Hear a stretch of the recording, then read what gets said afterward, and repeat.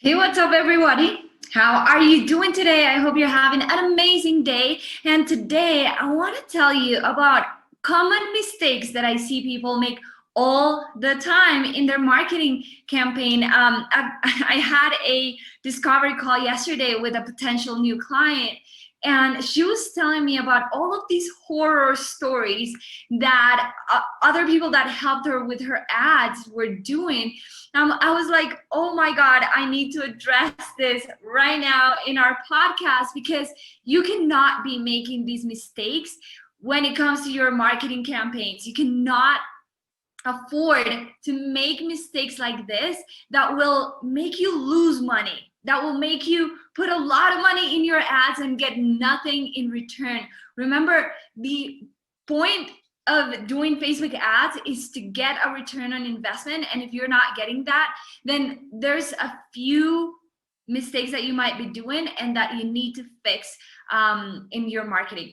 All right, so let's dive into it, guys. So today we're going to talk about the 5 common mistakes that people are doing when running their marketing campaigns on Facebook, on Instagram, and this applies for any other platform that you're building. If you're doing Facebook ads or you're doing ads on YouTube or Google, it applies to that too. All right, so guys, number 1, do you have clear goals? I see a lot of people that they start running ads and they have no idea what numbers to track. What are their goals? Like, how are your conversions on your funnel? Are you getting more than 30% on your opt-in page? Is that your goal? Or your goal is 40% or 50% on the opt-in page? What are your goals for click-through rate and cost per click and CPM?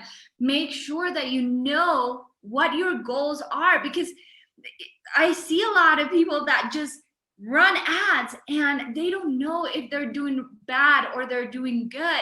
I have a client right now that she was running ads to a quiz, and when she came to me, she was like, well, I didn't get very good results, but she told me that her agency, the people that were running ads for her, they told her that the ads were doing good.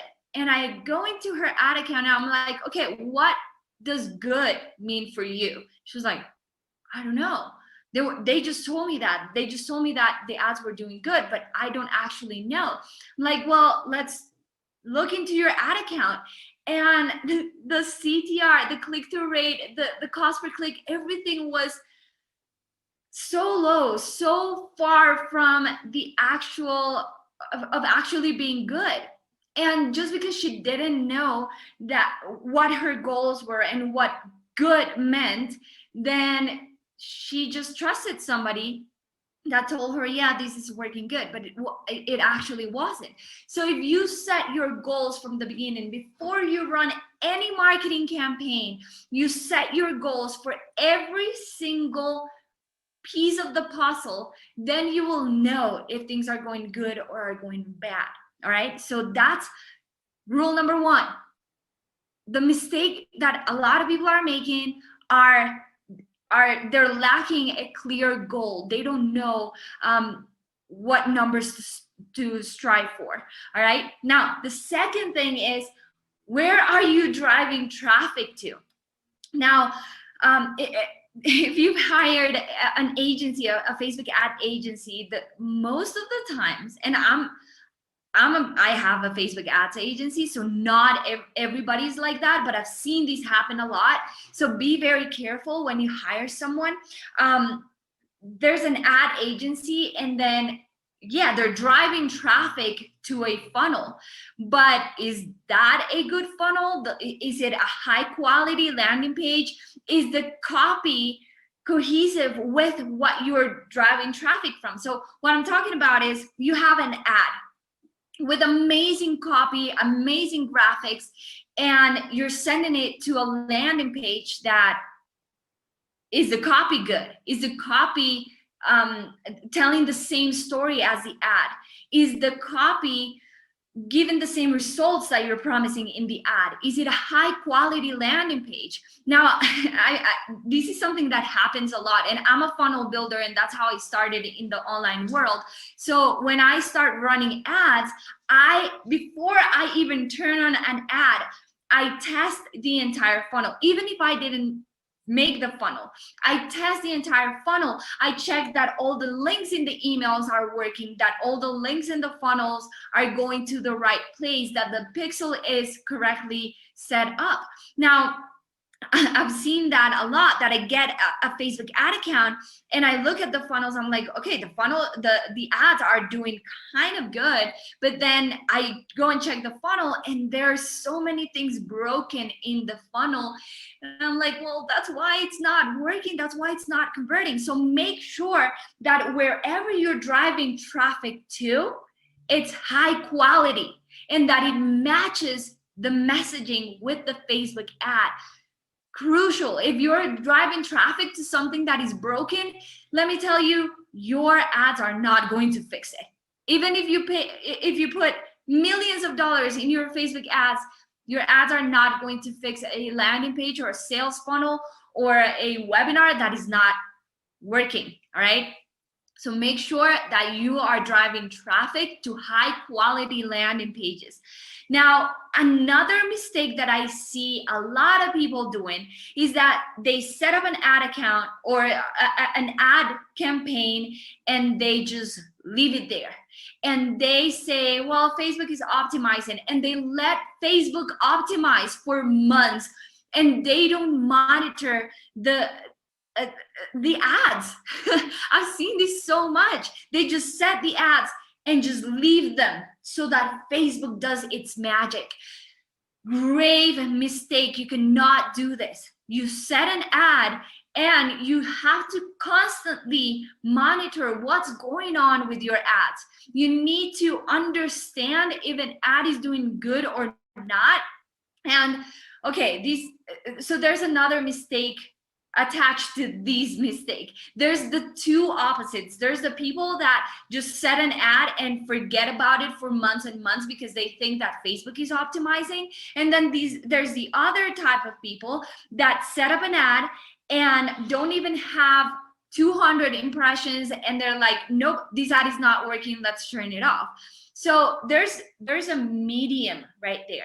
You need to have at least 1,000 impressions to judge if an ad is working or not. Between 1,000 and 2,000 impressions is good data to know if your ad is working or not. But then make a decision and adjust. If it's not working, go back to the drawing board and adjust what's not working. If your ad is working, if your ad has amazing click-through rate and amazing cost per click, but then your cost per lead is super high, then okay, let's go and look at the funnel. That's not working. But you have to have the ability to monitor your ads every single day and make decisions whether it is working or not, and pivot quickly if it's not working. Okay, don't make the mistake of just setting an ad and leave it there for days and days and days, letting it spend money without it converting. All right, yes, Facebook will take your money gladly. They will just charge you because that's how they make their money. But make sure that if they are taking your money, you're getting something out in return, right? Be very careful with that. Now, the fourth mistake that I see people doing is that they're not testing different things in their campaigns. So I have this client, she spent $4,000 in a campaign and she just had one audience, and it wasn't performing well.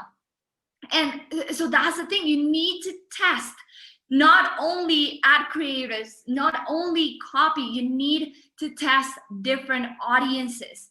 Right? You need to target different audiences and set the same exact ads to different audiences, and you will see the big difference when you do this. So you need to test, keep testing all the time and keep refreshing your ads. If one ad is working, don't even touch it.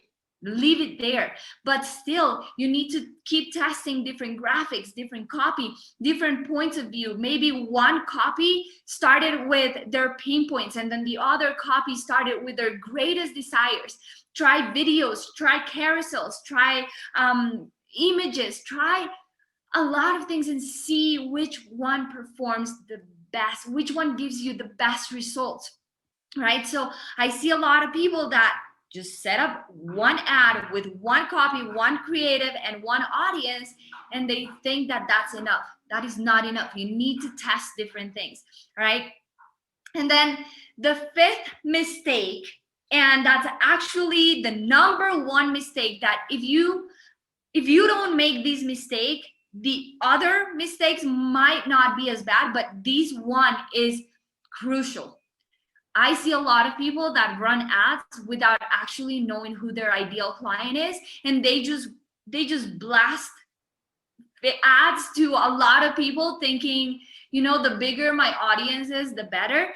But no, when you know who your ideal client is exactly, you'll be able to target them through Facebook and Instagram and other platforms, and you will be able to connect with them emotionally, engage with them, and really make an impact in their world. And that's how you get that return on investment, right? So I've told you this story 1,000 times, but I have a client that when she came to me, she's a yoga instructor. And when she came to me, I asked her, who's your ideal client? And she was like, well, men and women between 18 and 70 years old. And I'm like, no, that is not your ideal client. You need to be more specific. And she didn't know. It was really hard for her to narrow down who her ideal client was. So we ran some tests, we did some research, and we realized that the people that were engaging with her messaging were women between 45 and 55. So when I told her this, when I showed her the results of our tests, she was like, oh yeah, those are my menopause ladies. And that's how we went from everybody in the world that likes yoga to women from 45 to 55 that are going through their menopause ages, and they're looking for ways to deal with their emotions, deal with their body changes, and they're going to do it through Kundalini yoga, which is what my client teaches. And we went from getting leads from like $8 to 55 cents consistently for webinars and for different kind of opt-ins that she has, just because we were able to understand who her ideal client is and really narrow down that messaging towards that ideal client, right? So those are the 5 mistakes that I see people do all the time, and I want you to start avoiding right now. If you are doing any type of marketing on Facebook, on Instagram, or on YouTube, any type of marketing, you need to avoid these 5 mistakes. If you didn't watch from the beginning, make sure to watch the replay, and make sure to leave a comment if you have any questions, or if you know you're making any of these mistakes and you need help to fix them. Just let me know and I'll be more than happy to help you. All right, guys, thank you so much for watching this episode of the Cold to Soul Machine show. I hope to see you in the next episode. Bye, guys.